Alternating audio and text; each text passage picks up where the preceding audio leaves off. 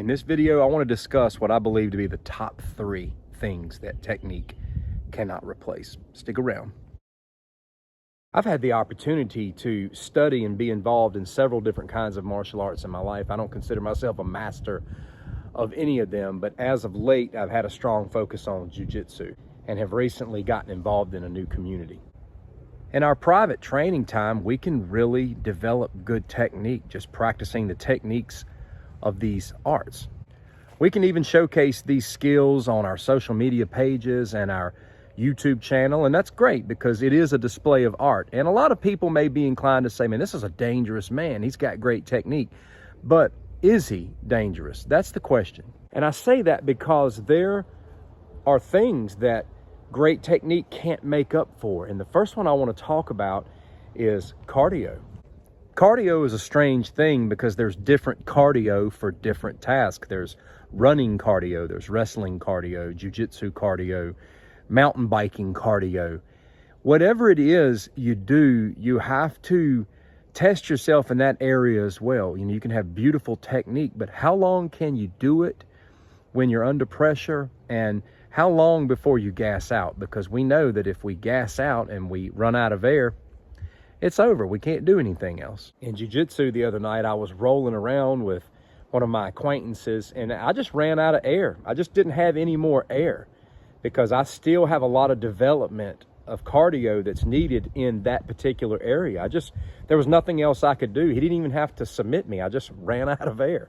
So there's not really a lot I have to say about that. You have to find out what you're doing, and you have to find out ways to develop cardio in that area, because you've got to be able to have some air in the tank if you're going to be able to use your techniques over a period of time. Second thing I don't believe technique can make up for is conditioning. I know cardio and conditioning go hand in hand, but I'm referring to strength conditioning and body development. Think of it this way: that beautiful, flashy home is nothing without its secure foundation. In other words, do you have the strength and the physicality to deal out that good technique continually? Or are you one of those that better get the job done in under 10 seconds?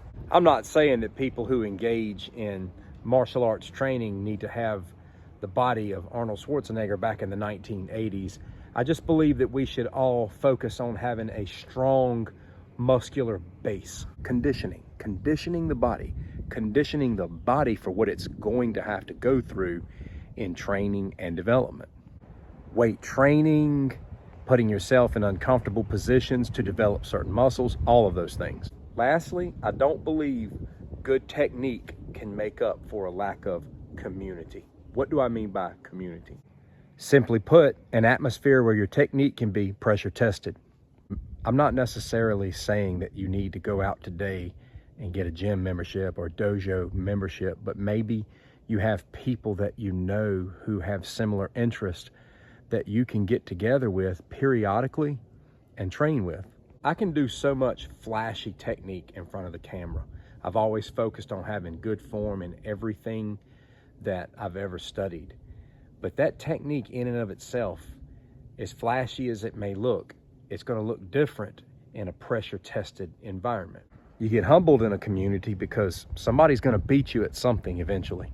Truth be told, it takes a certain level of discipline to give attention to these areas. It's so easy to give attention to what's seen and what's beautiful and what is most attractive, and that's where technique comes in. But it takes discipline to be dedicated to the development of our cardio. It takes discipline to be dedicated to the development of our body and the conditioning of our frame to have a good foundation for our technique. And it takes discipline to get together with community and be pressure tested and be outdone and go home sore at the end of the day because somebody's done tapped you out several times or boxed your head. You know, these are the things that give us the ability to test not only our technique, but how long we can function and thrive in our technique. This all may seem like basic stuff, but in many cases, it's quietly neglected, and you and I know that. I want to end with a question. What area do you feel like you need development in? Have you started? What are you doing right now to develop yourself in that area? I'd love to hear your story. Take care.